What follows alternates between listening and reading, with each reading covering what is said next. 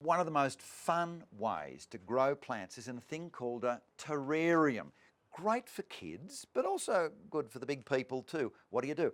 Well, basically it's the idea of growing some plants inside a transparent container, discovered by a guy called Dr. Nathaniel Ward in the mid-1800s. And the idea of growing things in something clear like that glass or whatever became known as a Wardian case. He grew them in that.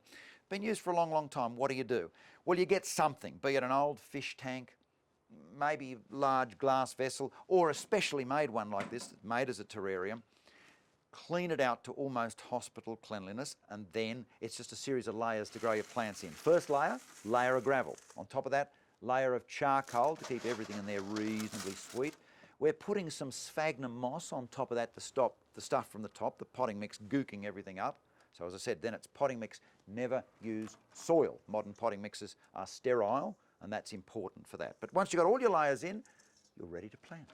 Now, I've only put a thin layer of potting mix because what we'll do is put the plants in now and then build the potting mix up around them so we don't finish up with too thick a layer. What sort of plants can you put in? Almost any of the indoor plants will do. Most of your ferns are pretty happy and so on, but we're using some of these little Neanthobella palms, this little silver net bush or Photonia, baby's tears, peperomias, a couple of African violets. But there's a big list of things that you can shove into something like this. Now, one little tip. I'm going to cut the roots in half, most of the plants. Why?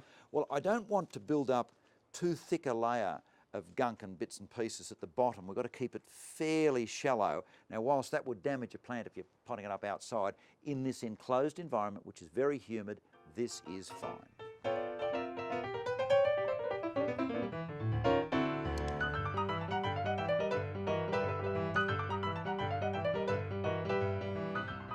Now the baby's tears, we're just going to use little bits of this, almost like a lawn in there, just shoved in, just to green it up a bit.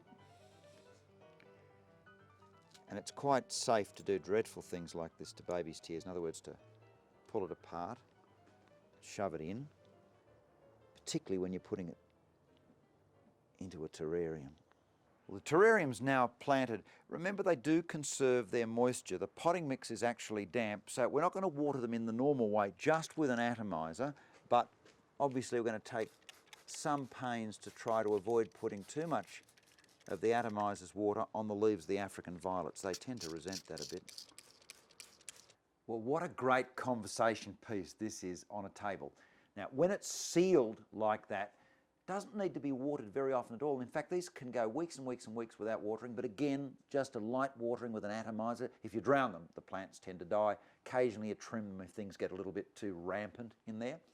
If you want, you can use containers, glass containers, whatever, without a top. And if you do that, they'll need a little bit more water. But remember, there's no drainage at the bottom, so again, don't overwater them. You could even put a cork in the top of some bottles, but your own inventiveness will control what you do. But this is a lot of fun, and there's no reason that this can't be a fantastic wet day job indoors for the kids. A great project.